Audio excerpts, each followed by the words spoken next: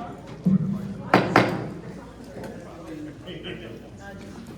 right, good evening, everyone. We call the regular mayor and council meeting to order. It is 6:30 p.m. on March 28th, 2024. If we could do the stand and do the pledge to the flag, please. I To the flag of the United States of America, and to the republic for which it stands, one nation, under God, indivisible, with liberty and justice for all.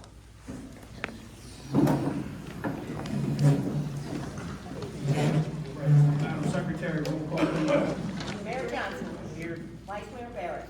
Here. Councilmember Saunders. Here. Councilmember Price. Here. Councilmember Jackson. Here. Acting City Manager Graham. Here. City Solicitor Rotunda. Here. Police Chief Henderson. Here. City Secretary Pincus is also present. All right, thank you. Go into the action of the minutes of the previous meeting. There's just a slight change on the first page. When you pointed out, we had 3 residents that passed away. It's supposed to be Bill Harper instead of Parker, Okay. okay? I know That's that. it. So we can make that change. Yeah. Is there any other changes? I make a motion to approve. Second. All right, motion is second. Any further discussion?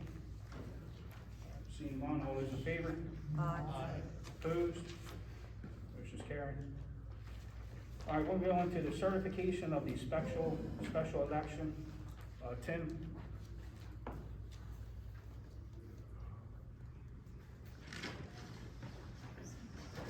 Only one official candidate filed for the one available council position in Delaware City's special election this year.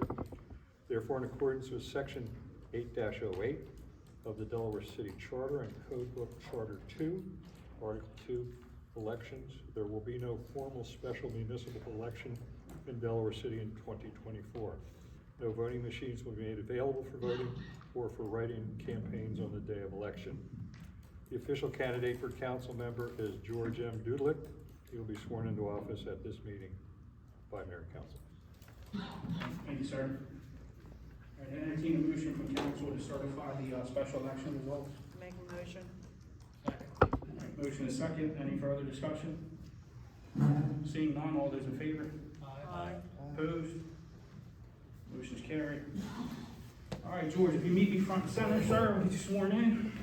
And if anybody from the family wants to come up and hold the Bible, that's fine.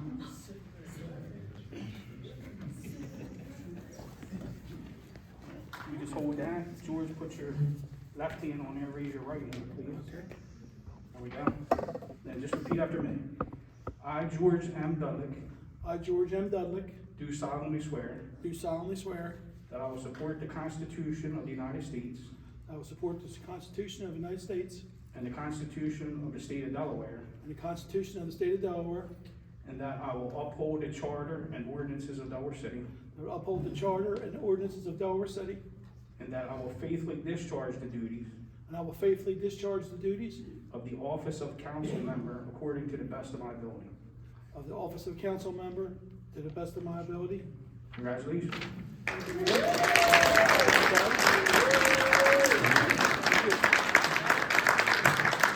Thank you. Yes.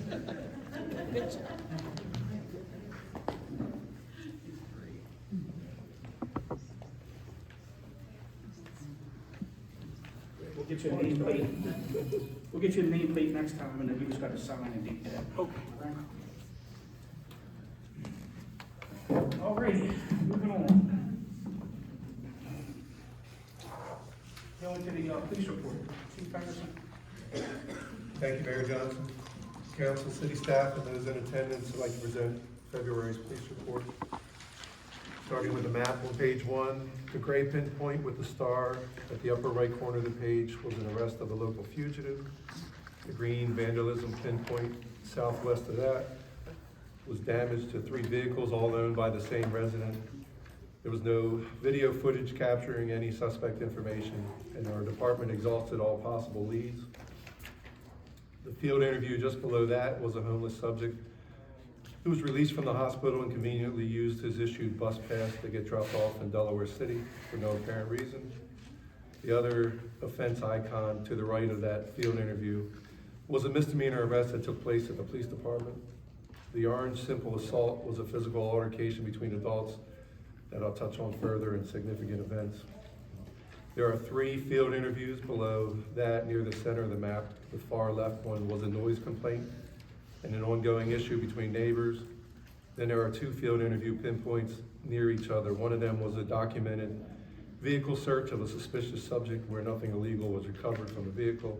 And the other was in reference to the previously mentioned homeless person who was stopped a second time. And finally, the green larceny pinpoint at the bottom was a theft of a phone involving family members. That incident was resolved without an arrest and the property was returned to its rightful owner. February calls for service, you look at the graph, shows Monday and Friday as our busiest days of the week, and actually noon and 1500 hours, 3 p.m. is our busiest times of the day. For February calls of service, we had 61. That's up 15% from last year's 53. And year to date, we have 103 complaints, which is down 3.7% from 2023's 107. For February totals, traffic arrests 19, traffic warnings 7, crime prevention checks 4, crime reports 23, field service reports 17. There were 2 accidents, both property damage, and 10 criminal arrests. For significant events, Lieutenant Clemens and Officer Webb acted off informant information and was able to locate and apprehend a subject who was wanted by Newport PD for terroristic threatening. The suspect also had an outstanding court case and was turned over to Newport without incident. Officer Williams investigated an incident involving a physical altercation between 3 adults.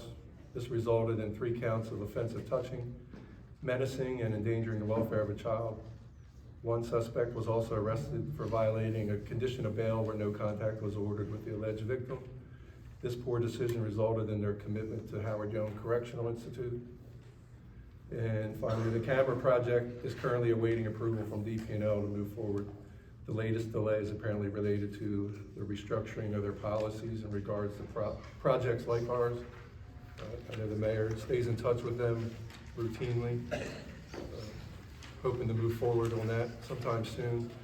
I didn't put it down, but I wanted to touch on the follow-up on the Police Advisory Committee I mentioned in February's meeting. I've received some significant interest, but if anyone would like to take part, be sure to call the police department or shoot me an email. We're hoping to move forward with that in the near future. That concludes my report. Thank you. Any questions for the chief?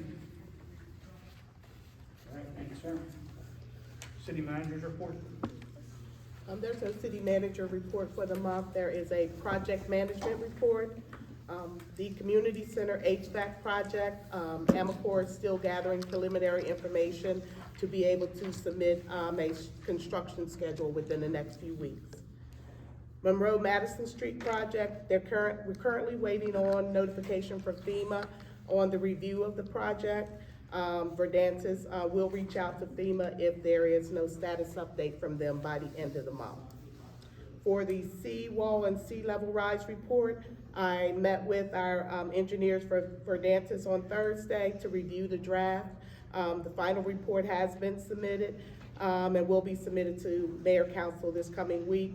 And Verdantis will do a presentation on the final report at the April Mayor and Council meeting. And for the community center generator project, the information that was requested by our engineers has been submitted by AECom, and they are now trying to determine the size of the generator needed for the community center. That concludes the project management report for the month. All right, any questions? Yes, Steve.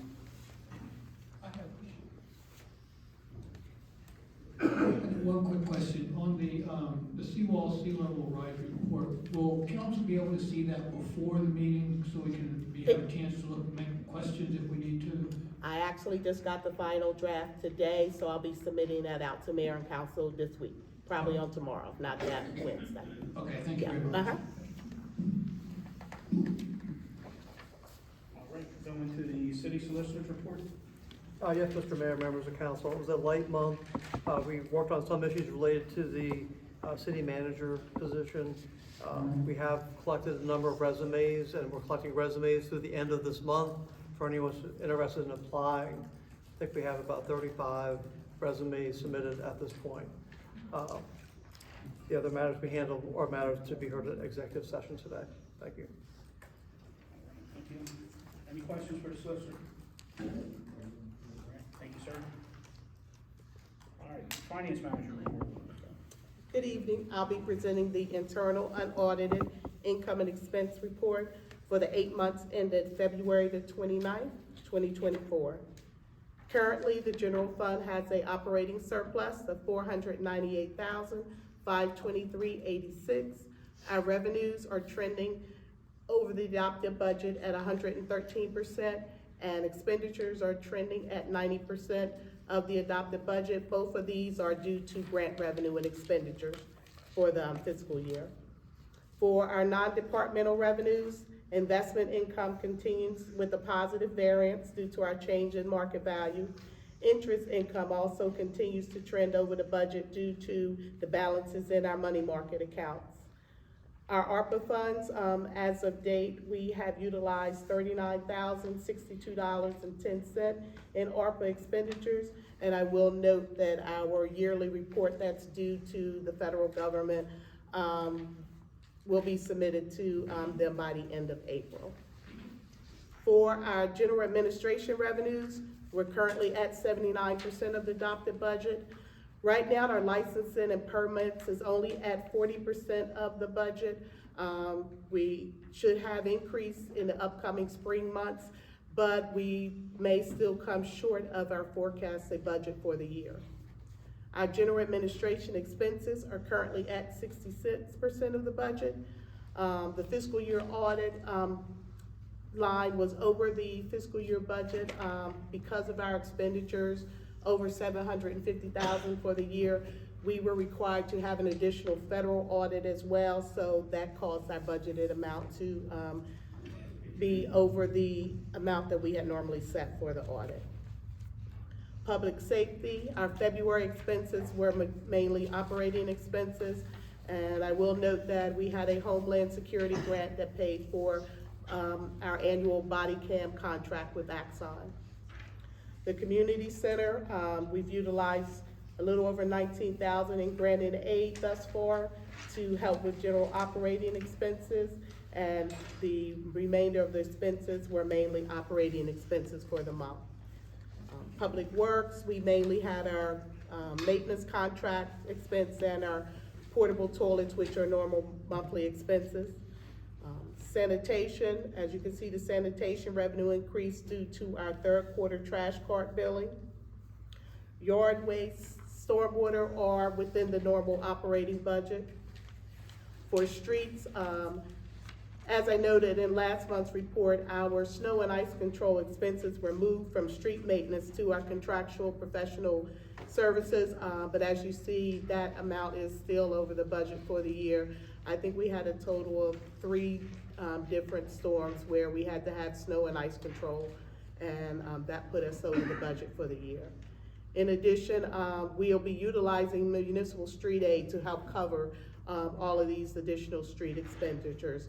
And as of current, we still have a balance of approximately $33,000 in municipal street aid after we use to cover these expenses. For drainage, our expenses were mainly for the seawall study, payments for Verdantis. Our park expenses were February seawall paver repair expenses, no tree maintenance for the month, recycling and debt service, all within the budget. I'll take you over to page 12. That gives the cash balances of all of the general fund and other accounts held by the city for the month. In addition, it provides the funds remaining in each of our capital improvement grants. We still have fiscal year 22, 23, and 24 grant funds that have been slated for various projects. And that concludes the finance report for the month of February 2024. Any questions? I'll entertain a motion, approve, subject to audit. I make a motion to approve subject to audit. Seconded. All right, motion is second, any further discussion? All right, seeing none, all those in favor? Aye. Opposed? Motion's carried. All right, no, appointments this evening. Under communication, is there any commission that would like to give a report? Yes, HBC. Delaware City Historic Preservation Commission, we had the owner of Spicer Milligan come in at 52 Clinton. They're going to be a total complete renovation of the building, inside and outside. And we would like to applaud them for taking a great deal of time with their architect to use officially correct material for the time period of the building, which is pretty much early 1800s. So they're gonna do an extensive renovation and really, really, really ramp it up. It will also be fully handicap compliant with ramps, so it should be kind of exciting to watch this unfold. Anyway, that's all for HPC. Anything else? Tree? Nothing too new for the month. We've had a working session and in fact are trying to get together again this week to determine what our primary objectives will be for this year. We've done a few visits to individual homeowners here in town, principally in Harbor Estates, where they were having problems either with city trees or their own trees. And council members have been, or commission members, have been giving help to the homeowners in how to deal with some of their challenges that are falling into their driveways. We do have some activities planned for Arbor Day. That's still under development on the Thursday before Arbor Day, the 24th? 25th. We'll be working in collaboration with the library to have some incredibly well put together things that I'm not going to steal their thunder. Laura will probably talk a little bit about that. Anyway, that's us. All right, thank you. Library, anything? Yeah, some of you may know there is an eclipse coming up in April. The library has eclipse glasses that we will be handing out to program attendees as an incentive to come to our programs. There's a list of programs on the back table. The library is working with the Parks Department to hold an Easter egg hunt and a scavenger hunt this weekend, which I'm gonna let Darcy tell you more about. And as Dave mentioned, we have the April 25th Arbor Day event, which will include some tree rubbings and some books about local trees and how to identify them. Darcy, anything to add? Hi, Darcy from the Parks Commission. This Saturday is our egg hunt for residents 12 and under. Lineup starts at 12:45 at the library field. The hunt starts promptly at 1. Sunday's Cafe is helping provide the food, and Minnie Melts will also be there. And then as soon as the hunt is over, the first clue for the scavenger hunt drops for all of those 13 and older, so adults, please join in. And we'll have you running through town, or walking, to find all 10 clues, and we hope you'll participate. Thank you. Delaware City Day? Yes, Delaware City Day planning is underway for this year's Delaware City Day, which will be on Saturday, October 5th. We have vendor and food truck applications on our website. We've already had 4 applications come in, so lots of interest, especially from our previous vendors. We also have secured the Newcastle County Mobile Soundstage, so we will have a stage for music this year, which will be great. And our next committee meeting is on Thursday, May 9th at 6 p.m. in the surfboard room. All right, thank you. Main Street, anything, Tim? Sure. Reminder that there's the yard sale, that's on the 27th of April. That's the last Saturday in April. There are flyers over here if you'd like to take some with you. I encourage you, how many people plan to put out something for the yard sale? Please, go to one of the free sites that allows you to list what you want to sell. And if you want to pay a few extra dollars, post some pictures of the really big ones. Matthew, if you're gonna sell a bike or a motorcycle or a Jeep, post it. Post the big things so we get people coming in. In the past few years, we've had fewer and fewer of our residents, even though our town has grown and grown, participate. And some of the feedback we get is the sale seems smaller than it has in the past. Perhaps we've already sold everything we want to sell. That could be, but in this case, get ready to get it sold. And then I will defer to the Juneteenth committee. Are you gonna give a report? I can. Well, for the Main Street portion of the Juneteenth is, I know you said solid. We're not so solid. So we're going to have Lindell Plains landscapes of Harriet Tubman on display at the Central. That will be for the whole week, Juneteenth week. It starts with Father's Day and goes to Friday. So throughout that week, times to be determined by the number of volunteers for monitors and proctors we can have in that room. And so during that week, we'll have it open so that you can see the beautiful work that Lynn has done with Debbie Martin in visualizing that trip of that conductor, the most famous conductor. And then the solemnness ends at 6 p.m. on June 19th, which is Juneteenth Day itself, with Best Kept Soul playing in our own gazebo in downtown Delaware City. Everybody's invited. It is a free concert, and everyone is welcome. Bring a chair or a blanket. That's kind of what's happening in the next 2 months. Thank you. I want to congratulate Mr. George for Betty Barrett for all the years of dedicated support. Linda, we've got some talking to do. Mary, you want to segue into Juneteenth? There will be some solemnity that day, but it'll be in the morning out at the African Union Church Cemetery. But we will all be ready to cast off solemnity by the evening for sure, so thank you for that. I passed out copies of the Epitaph, which is our annual newsletter from the Friends of the African Union Church. Unfortunately, I noticed when I sat down that they were not properly collated. So some of you have the correct pages, and some of you have the other correct pages. If you all get together, this is our way of building togetherness in the community. If you all get together, you will have a complete 6-page epitaph. And I'll see if I can't get that corrected for next time.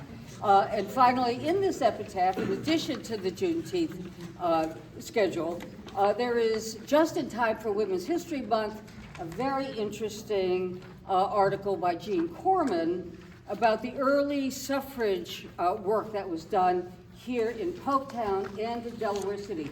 2 separate meetings happened on the same day, one in the African Union community and one in the white part of Delaware City. Thank goodness it's taken us only 100 years, but we've come together and we're still working at it. Okay, thank you. Thank you.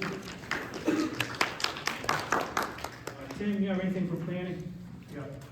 Planning reviewed the plans of Preston Cardin's duplex project on the vacant lot diagonally opposite the sewage pump on William Street. He asked for variances and other things, and we approved them. They've gone out to the Board of Adjustments. All right, thank you. Refinery, anything? We were able to donate $1,000 to the library for updating some of their furniture in the public room, meeting room, and you'll be getting a donation for 6 new trees, like last year. Thank you.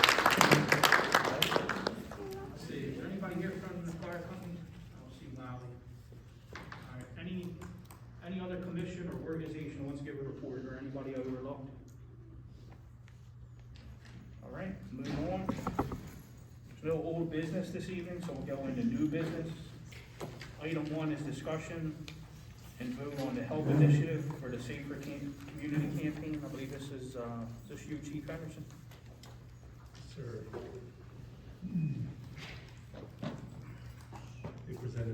They had their presentation last month.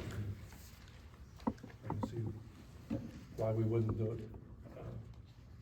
They've done it in Wilmington, Milford. If anyone's interested, I have Attorney General Kathleen Jennings write up on it with some of the statistics and maps, if anyone's interested. And just to refresh everybody's memory, this is the group that gave the presentation last month. We couldn't vote on it because it wasn't on the agenda, so it's just on the agenda tonight to take a vote. Quick question. if I may. Yes.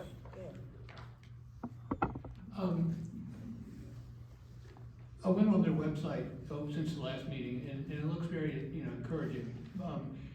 They tend to talk about being focused on low-income areas. Were they talking about going to do all of Delaware City or just certain areas? What was the thought? It's all of Delaware City. All of Delaware There are City. some, they offer camera installations, which I don't think we need if we can ever get DPL. But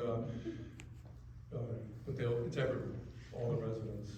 And Okay, I so was it's gonna be open to everybody. They offer fire blankets. Right. I was impressed. They do concentrate.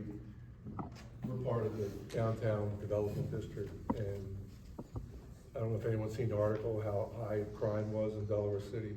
That's what caught their eye, that false article, and that's what they concentrate on. So they have included in this literature like heat maps of high crime areas and other, like the city of Wilmington, but it is throughout the entire town. Light bulbs, smoke detectors, everything you need to help you out. Okay, the other question a resident asked me was, when I was explaining to them kind of what it was, and they weren't in attendance at the meeting, was, they indicate that they'll come in your house and do safety checks and things like that. The question was, are they insured? You know, I'm sure that we're the last town they're like I said, I didn't know, I don't remember them addressing that question, and so I said I would bring it up tonight. Yeah, I mean, I can check, but I'd be shocked if they weren't. They've been in Milford, I couldn't find it on their Seaford, website, so. Wilmington. I can check. I reached out, I didn't get a response back from them today. Okay, because they just want to make sure that if somebody slipped and fell while they were trying to help them inside the house, that, they weren't going to be liable for it. And it's funded through the state of Delaware, so I can't see that being an issue. Right. Okay, thank you. Yeah, this is a great program, and I'm all for it, but the only problem I have, they're gonna be going door to door. A lot of people will not open their door for a stranger, and I'm one of them. Me too. Is there any way they can provide all the fire blankets, cameras, bulbs, at a location where residents can come and pick them up?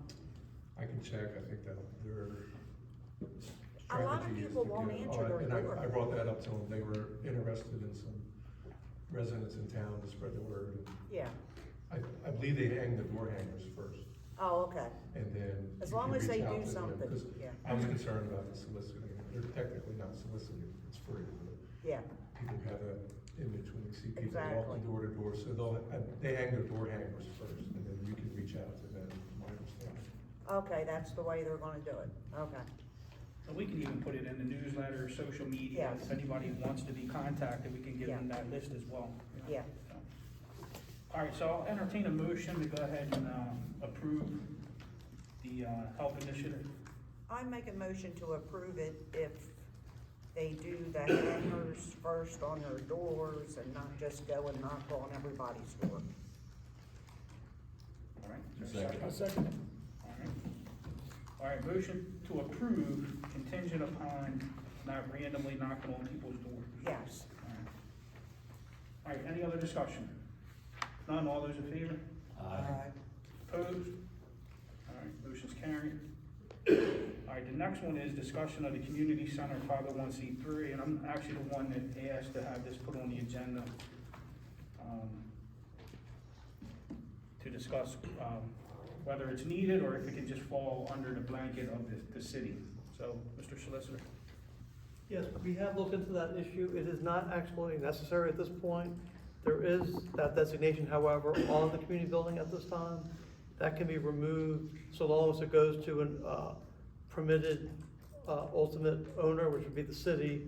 So there's no real need for that. I think that it's been in place for some number of years and it really hasn't been effectively used in any way except for having requirements to meet and maintain that status. But essentially, as long as the property is owned by an appropriate entity, there's no issue with removing that label.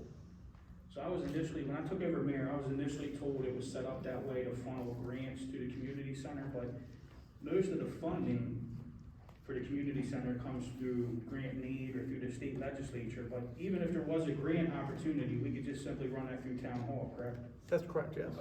Because honestly, the only really interest I had on, except for Betty, myself, and maybe one other person, was tenants of the building, which would be a conflict, so we really couldn't allow people that are occupying the building to sit on that board. So it's been a challenge to try to get the committee together and have routine meetings and stuff like that. But I will leave it up to council for further discussion to see if they want to dissolve the 501c3 or continue on the path that we've been on.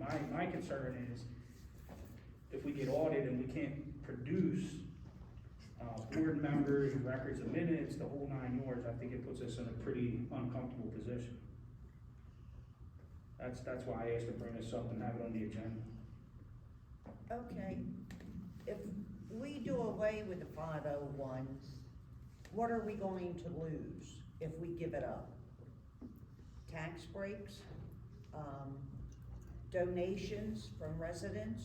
Will they be able to donate and get a 501 number for them to have a tax write-off? Well, the question is, if someone was to donate money to Delaware City, you know, what would be the benefit of that? My understanding is there really hasn't been a lot of activity as a result of having that designation. Yeah. And if there's no benefits coming into that property because it is a 501c3, Okay. the issue is maintaining all the obligations of maintaining Yes. a 501c3. That you're required And to just do. by the nature of all that paperwork that's required on an annual basis not being completed, if there's been no benefit to having it, then it seems Okay. like it'd be appropriate to remove that. Okay. So if I understood what you just said, there's no real issue for the city, there's no real negative to just do away with it? Correct. Okay. Any other discussion? Questions? All right, I'll entertain a motion. I'll make a motion to dissolve the community center 501c3. Seconded. All right, motion and second. Any further discussion? All right, none. All those in favor? Aye. Opposed? All right, motion's carried. All right, last month I asked, for this to be put on the agenda for the mayor's ball money. We still have the mayor's ball money sitting there. It's been there for quite some time. I just wanted to bring it up for discussion to see what council's thoughts were on it. There's actually, $28,922 in there. I know at one point there was a discussion about putting another pavilion in the park. I can tell you right now, that's not gonna be enough money. Stuff like that, we usually put in for the bond bill through grant need and the CRF funding through the state, which the state has been very supportive on projects like that. So I just wanted to bring it up for discussion with council on thoughts for utilizing this money to get it off the books. I mean, it's been sitting on there for Well, quite the some time. first question would be, why are we still holding the mayor's ball? I understand during COVID why it was dropped, but the first years we moved into town, we found out about it, we attended 3 or 4 years in a row. And then poof, it stopped happening. We use those funds to host another mayor's ball to raise more funds and continue the process. I'm just questioning why we stopped holding the mayor's ball. Well, it's put on hold because of COVID. And then there's was just never re-implemented, because there was really no interest. If somebody's interested in heading this up, wants to use that money for part of that, I'm all for it. If you wanna volunteer to head that committee up, I'd be more than happy to put it together. I'm sure you would be. I guess my question, Mr. Mayor, is the money that is in there, that was all obtained as donations at a previous mayor's ball, correct? That's correct. And so, is there any, I guess, inferred obligation to those who donated the money that, how it could be used otherwise? Absolutely there is, because there was commitments made 5 or 6 years ago for the mayor's ball, and we probably had to go back and research the minutes and stuff like that, but that's exactly why I wanted to bring this up for discussion. But, my opinion is we definitely have to get this off the books, whether we use it to host another one and identify some type of project that we want to put those funds to, or research the minutes and see what this was allocated toward and spend it down. I would say, in my mind, we ought to at least do some research to understand, if there was some sort of obligation, for that money other than just having another ball. And then, I agree that if we're not going to have a ball, we ought to get it off the books, use it someplace else. But, maybe, between now and the next couple of months, you can put it out on, social media and things to see if anybody is interested in, starting it up again. So at least give people an opportunity to say, to say no. Yeah, we can certainly do that, and honestly, I don't wanna put the former mayor on the spot, but Mayor Buckley is the one that started the ball, so John, if you have anything to add, please feel free. Well, the money that was raised for that ball was supposed to be for bandstand. And you appointed the committee, Mr. Mayor. A bandstand in the park. And you appointed the committee. Jill Snow was the chairperson of that committee. And we met several times in my penthouse. We had, $60-some thousand? So now it's dwindled down to 28. I don't know how that happened. But I love to see the Mayor's Ball continue. It was a great fundraiser for the city, and it created a unity in the city. It kind of brought people back together. And I think we really much need it. And Dale and I would definitely be supportive of bringing it back. Lynn, was there any complications with the bandstand through HPC? I know there was something through either HPC or planning. The only complications we had was, since it is in the historic district, the bandstand had to comply with, with material like made of wood and that type of thing, and had to be of a particular design. We did come to an agreement on a particular bandstand that, it was really more like it wasn't like a built-up bandstand, it was more like a palladium. It was a good size, you could put a band in there to play, and it had like columns all the way around. It was really beautiful.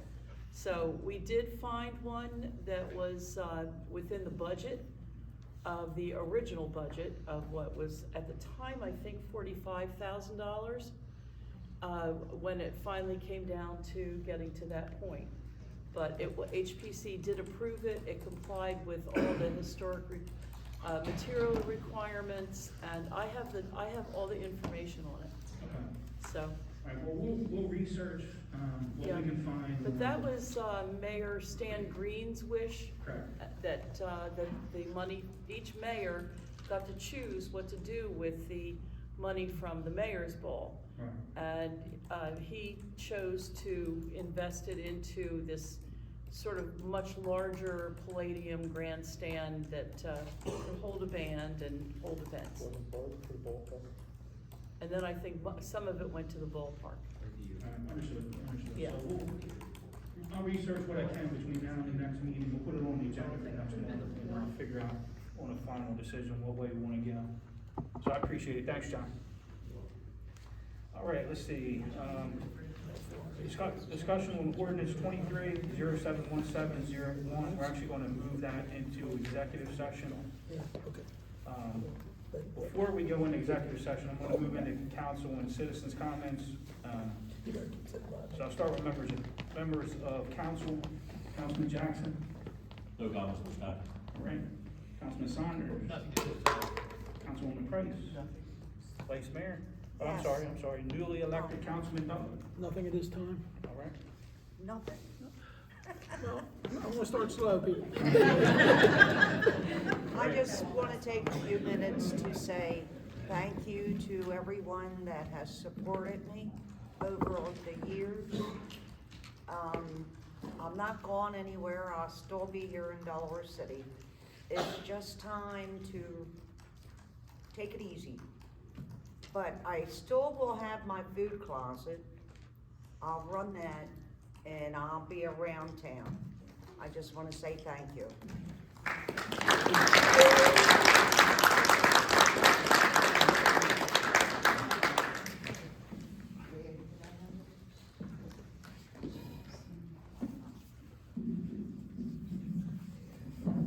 I also want to say thank you. I've had a good time, I guess you could say, and I just think it's time for me to step down and I just thank you.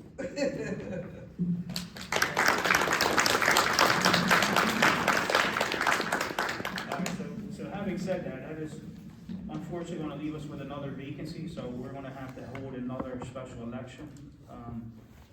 Now that'll be after the April election, so we'll have to set a date next month for the special election. You know, of course, like with the past special elections, if you only have one candidate, then we don't have a special election. Multiple candidates, we will have a special election. But since Betty and Linda technically serve until April, there is no vacancy yet. So we will set the date for the special election in April's meeting. All right, I'm gonna move on to my report real quick.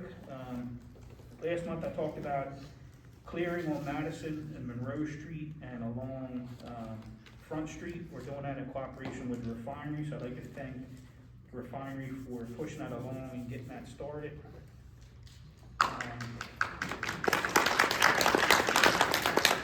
We were awarded, put in a grant for $45,000 through DENREC for pollinator gardens to attract the migration of the monarch butterflies. We were actually approved for that, for all $45,000. So, yes, we're gonna put 2 plots, one at the community center and one on the Fort DuPont side. And we're just waiting for a start date from Cutting Edge, so that should be getting started pretty soon as well. The chief talked about the camera project. This has just been truly, truly frustrating on behalf of DP&L. Apparently there's been a lot more regulations and agreements that are in place now with Homeland Security, so we're trying to cross that hurdle to get these cameras up. So we have the infrastructure in place, we have the outlets, we have the meter box. The vendor has all the cameras and everything sitting in the warehouse ready to go. We're just held up by DP&L. So the last conversation I had with them was, you know, professional. I've been very patient for 6 or 7 months, but I kind of let them know if we don't get this moving, then I'm gonna have to go to somebody a little bit higher because it's just been taking too long. We're short officers. We need these cameras. We have the HELP initiative willing to fund extra cameras, but we can't get them funded without this agreement from Delmarva Power. So, working on that almost weekly. So I will report next month if any progress is made. Talked about taking applicants for the city manager position. So I'm looking to fill a 5-panel board that is going to serve as kind of like the committee that's going to sort through these applicants and bring top 5 recommendations back to myself and council. So far, I only have John Martin, former mayor, that is inquired about sitting on the panel.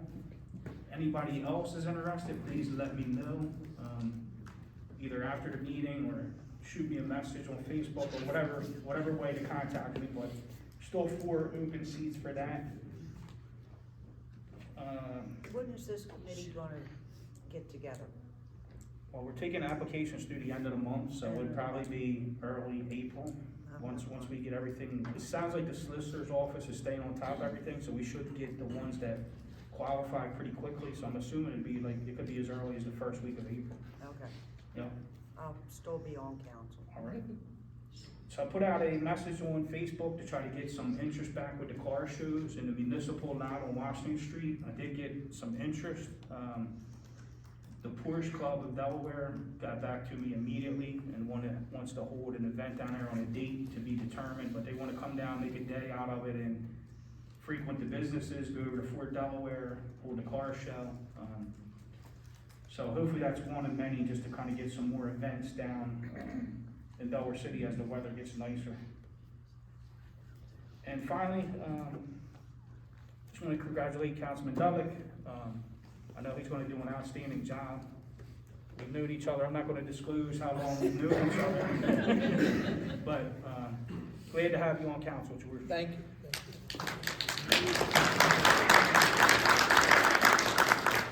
All right, citizens' comments. Any citizens' comments? Tim?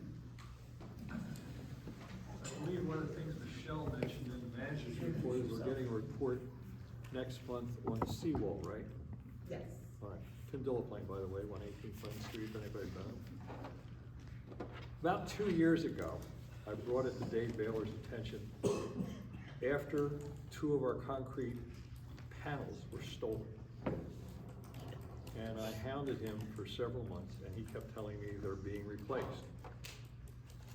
I took my walk today down the post office and around the point. Those panels were replaced temporarily for months now with some 2x12s wedged in. I noticed today that instead of now 2 panels missing, we now have 4 panels missing, and 4 of them are now replaced with boards. That's all well and good, but those boards are a couple inches less than the top of the concrete panels we have. And if there's anything we learned from Hurricane Sandy, the height of our wall is important, because Hurricane Sandy, it lapped the wall in front of Wizzo's house. So we really do need to replace them. I don't know if that's going to be in the report, but we need to think about that and get it done. Thank you. They did a study of the seawall. Part of the report also includes pricing for capital projects that they suggest.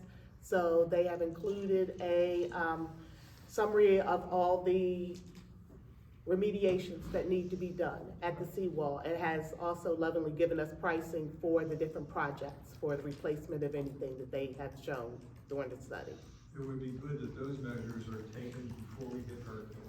Yeah. Well, they gave us also it comes with a plan. They gave a 1-year plan, 1 to 3, 3 to 5, 5 to 10. I think it went all the way up to 25 years. So they gave us a capital project plan that's included with that report. All right, any other citizens' comments? Yes, ma'am. Mia Lavalier, I just wanted to say kudos and thanks to Chief and his team. We needed him for something, and I know you guys are short-staffed, but I just really wanted to give you appreciation for, although being short-staffed, you guys were really there for us. And also thanks to the Delaplanes. Anytime we have questions about things, you guys are there for us. So again, thank you to you guys.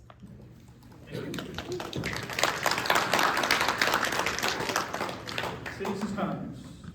Any citizens' comments? John, or, I'm sorry, Mike, go ahead, Mike. 30 Clinton Street. In regards to the car show, I'm happy to hear the car shows are coming back because it was a great asset to the community. I question why it can't be in the park opposed to the municipal lot, because right now on weekends, we're struggling for parking spots. So if you put a car show on there, that's gonna be a nightmare for parking.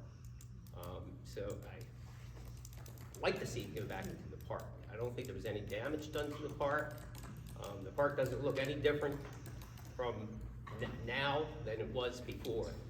And I got a bird's eye view, I see it. Some of you may or may not know, Dale and I are a big fan of small businesses. We brought 10 of them so far to Delaware City. And we're about to open up another one. We're doing an Airbnb at 36 Clinton. It'll be the first Airbnb in the commercial district. And it's going to be called Charmaine's Place. It's going to be named after my mom. and we're gonna bring her here with us. So, it'll be opening in April, and you'll be able to see a website on it. Thank you. Real quick, John, so you know, I believe the car shows were stopped in the park at the recommendation, and Dave, I think this predates your turn or tenure on there, but you can certainly speak if you want to. We kind of stopped the car shows in the park due to compaction. It's compacting and damaging the tree roots and making some of the trees decline in there. We're even trying to keep the cutting edge and everybody out there unless it's absolutely necessary. But that's the reason I understand why they were stopped from driving on the grass. Is that pretty accurate, Dave? Yeah. The only other option to do that, is we would have to, thinking this through, if we allowed the car shows to take place in the park again, we would have to put them on some type of schedule to be aerated so it didn't compact the soil, but I don't know if that helps with damaging the tree roots or not, but it's certainly something we can look into. And I did ask them to coordinate with Town Hall on the weekend and make sure there wasn't any major events taking place, so we didn't complicate the parking issue more than it already is, but, I appreciate the feedback. I'm always looking for suggestions or willing to listen to whatever. Just trying to get some more interest down here now that the weather's breaking and trying to get our businesses supported as much as possible, so. All right, any other citizens' comments? Mike? Mr. Mayor and Council, has anybody received any updates or progress of the home that was caught on fire last May at 108 Clinton? It's a real eyesore. Yes, it's still tied up in the smash process, unfortunately. Why can't we just board it up and put a lien on it? That'd be a plus. Board it up, put a lien on it. Thank you. Any other citizens' comments? Yes, ma'am. I just have a question. The potholes that are in the Clinton Street, Nolan Lane. Yep. Somebody, the big pothole in Nolan Lane, they put a brick, I guess, in it. Do you know when they're gonna be repaired? I actually sent an email to the acting city manager last week about the potholes. And Cutting Edge was doing an analysis on the whole town, and I believe they're gonna start making repairs. Do you have any more information, Michelle, or? No, Sean still has to get me the list, but he is compiling the list right now and gonna do it up, give us a priority of the Yep. list. So Clinton Street, Nolan Lane, some of the bigger ones are definitely near the top of the list. Yep. All right, citizens' comments. Final call, citizens' comments. All right, unfortunately, we do need to recess this meeting and go into the executive session. Everybody's more than, happy to hang out if you want to. It's probably gonna be pretty lengthy, but you're more than happy to stay here if you choose to. If not, we're going to recess this meeting so we can go into executive session.